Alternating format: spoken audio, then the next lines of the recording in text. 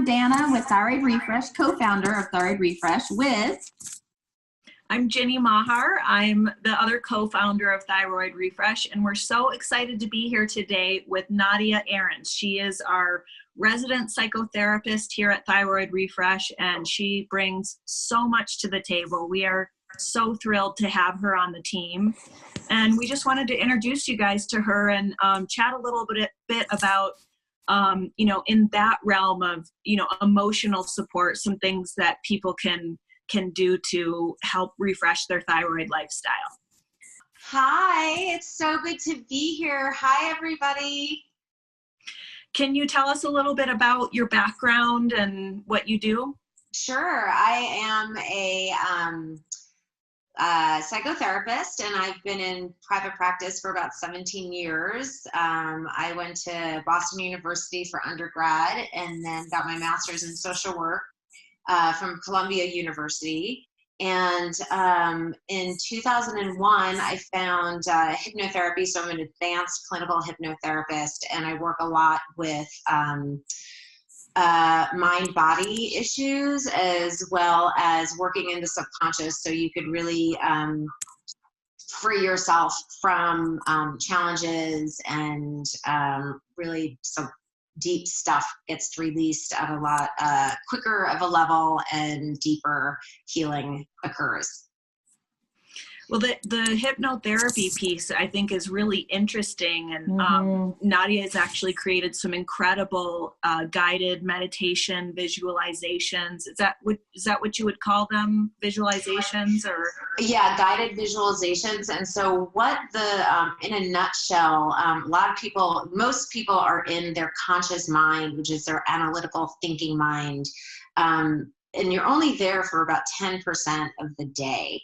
The other 90%, you're in your subconscious, where your behaviors are, your addictions, your dreams, your creativity, all of your bodily functions, all work through your subconscious mind. And so when we do the guided visualizations, you're in this relaxed state. So when you're in that relaxed state, that's pretty much what hypnosis is. Like, just to kind of get all the smoke and mirrors out of the way, hypnosis is really just moving from that analytical part of your brain into a really relaxed state of mind. And when you're there, your mind opens up, the defense mechanisms aren't there, and so the healing takes place at a deeper level. And so these guided visualizations are created to help heal your thyroid, as well as really tune you into your own self-care. They're so powerful. And, Dan and I have, we've done all this stuff, and we got so excited when we heard your audio files. It was like, the power of our emotional selves is so huge. And I feel like, in this realm of any kind of disease, there's so much focus on the medical part of it. And this emotional piece is so powerful and deep for so many of us. So we're just really thrilled to have that, to offer to our people who come by our site. So thank you for creating those. And if you haven't, guys, definitely those are worth checking out. Yeah, they're really geared to whole body healing instead of just a medical model kind of experience. So yeah. Also wanted to share, we sent out a survey to our readers, and one of the things that was very interesting, of course, all the answers were amazing, but one of the things that was really interesting was that people feel like the hardest thing to overcome is actually that first step, taking that first step towards their healing. And, even, just getting out of bed, of course, in the morning is a big deal. So how would you suggest, or do you have any ideas about how they might go about, getting to the next step of their healing journey? Yeah, I'm glad you mentioned that first step is just the biggest hurdle and challenge to overcome. And there's a term in the psychology field called ADLs, and that stands for activities of daily living. And so when somebody is really struggling with making a change, that first step is, it's just the hardest, biggest, hugest step. And so, you know, if you're in your bed or on your couch, you know, one of your activities of daily living would literally be put those 2 feet down on the floor and get up out of your bed. Another ADL would be take a shower. You know, the third one would be go step outside and, you know, walk around your block. And so when you break down your day into these little baby steps, you have these little bitty successes, you know. And I'm a firm believer in baby steps, because when you want to make a change, it's like all of a sudden somebody wants to run a marathon rather than, you know, starting small. And so when you start small and you have these baby steps, you're setting yourself up for success. So ADLs are really important. And like I said, don't discount these little itty bitty steps, you know, because those are the ones that are going to make the difference.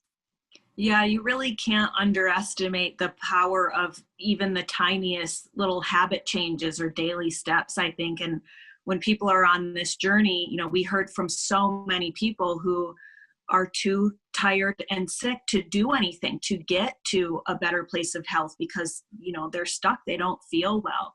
So I think, you know, just those little things, taking a shower, trying to get outside in the sun, you know, doing some sort of self-care is really, really powerful for people. And, you know, we're big believers in that, you know, trying to take the overwhelm out of this process and encourage people and cheer people on, no matter how small the steps they're taking may be, because right. those really add up to getting to the other side. Right. You know? And our society kind of, we're so focused on what we haven't done or the negative side of things that you start to feel weighed down by like, well, all I did was get out of bed. But no, that's huge. And so if we could shift our focus to the positive, even if they were the smallest things, like having that mindset shift of, okay, let's look at all the things that I did accomplish today rather than the things that society is telling me I should have done. And so when you start to shift to that, okay, this is what I accomplished, this is what I did, your whole mindset starts to shift towards the positive, and then that builds upon itself. And then you're attracting the positivity also into your life. One of the things I like to really think about is letting go of all expectations, whether it be yourself or what others have out there. Absolutely. Letting go of all expectations really, really helps you be able to do and accomplish some of those things. Comparing yourself to other people. You know, for one person, it may be an accomplishment to get out of bed and take a shower.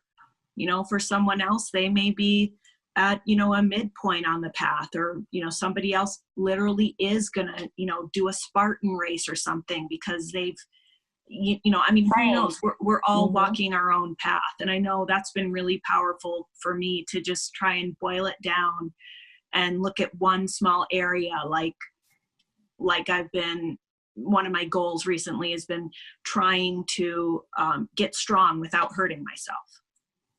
That can be hard with an autoimmune disease. And as you're aging too, you know, and having to kind of shift my relationship with exercise. And so, you know, wherever you're at, I think these things apply.